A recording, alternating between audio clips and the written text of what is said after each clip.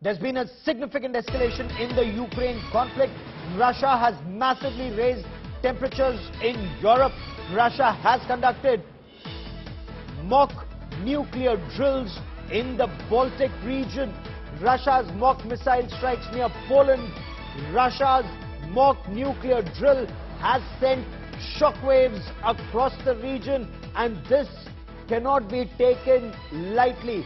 A very clear signal going out from the Russian President Vladimir Putin, a mock drill carried out in the Baltic. Remember, this comes at a time where both Finland and Sweden have said that they will be joining the North Atlantic Treaty Organization, and should they do so, Russia has warned that the Baltic region will see a return or will see nuclear weapons deployed in this region. And this means that the conflict that was so far restricted between Russia and Ukraine will now significantly escalate to the other borders.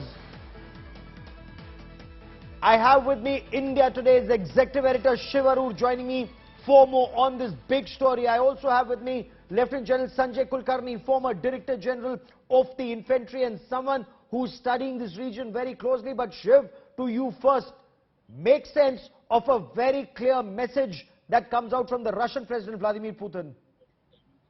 Gaurav, these mock nuclear drills that have been conducted by Russia in the Baltic, is very much part of the, raising the temperatures and the air of warning and threat against the NATO countries, that has kind of peaked over the last 2 to 3 weeks of this invasion. You've been reporting about how Sweden and Finland have been looking to, get close to NATO, if not become part of a NATO completely.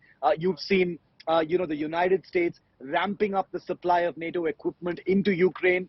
You have a report coming up of that fresh warning from Russia. But as this pressure is being piled and as this war is getting protracted, clearly Russia believes that raising the stakes and actually painting a picture where it can conduct attacks of this kind, is happening in the real world. There is a lot of action happening in the Black Sea. The Baltic Sea is another very important region. Remember, Russia has an exclave, Gaurav, called Kaliningrad, which is on the Baltic coast. And it is from this area that these mock nuclear missile drills have been conducted. And they've got the attention of the entire world. Because remember, it comes at a time when nuclear submarines of NATO countries have been converging in Scotland as a result of these nuclear temperatures being raised by Russia. So it's very, very important to see that this is a country that is well known for mind games, well known for muscle flexing and saber rattling, but obviously NATO can't leave anything to chance, and this is the latest testimony of that.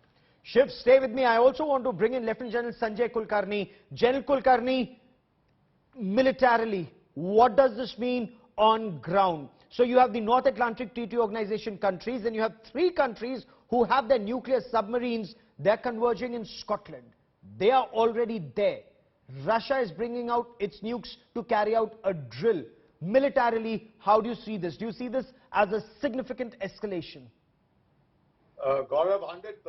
It's a significant escalation. At the same time, it's also conveying to the West that don't mess around. I think in the backdrop of mock drills that are going on, the backdrop of Macron talking to Putin, and the backdrop of our Prime Minister having just met Macron and come back, our Prime Minister meeting the Nordic states, there is a lot that is happening in the background.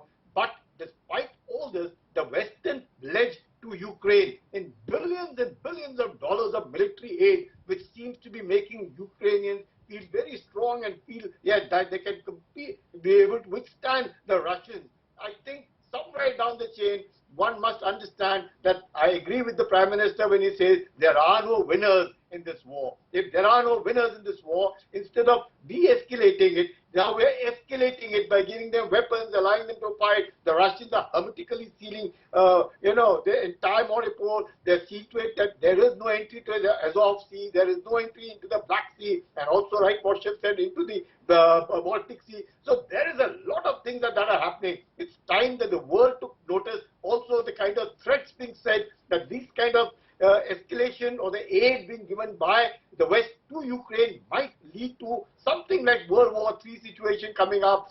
Now the Russians are saying that they are not going to leave these military convoys of the weapons which are going to be supplied to Ukraine from NATO, and the western Ukraine being shelled by the Russians. Yes. This leads to something which I think we really need to take notice, the world needs to take notice of, and it's time we de-escalate it. No, Otherwise, it very clearly appears to be, Shiv, a game of brinkmanship. And in this game of brinkmanship, neither want to blink, and because they don't want to blink, there's a very significant escalation now with NATO countries and Ukraine saying that they've got $12 billion worth of weapons from the NATO countries, and that's huge since the 24th of February.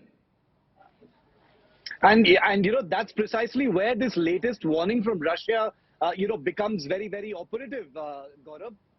You know, as NATO has continued to escalate from its own levels, even though NATO is not a direct combatant in what's happening in Ukraine, NATO has not slowed down even slightly the supply of very, very advanced weaponry. And Ukraine, remember, claims that it has managed to eliminate or kill over 25,000 Russian troops so far.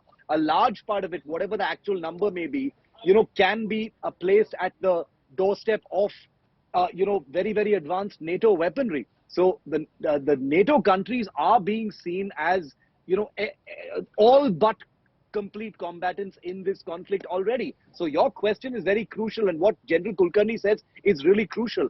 How far does this escalation ladder actually go before things go completely out of hand and Europe in its entirety is drawn into what could be another so-called World War III?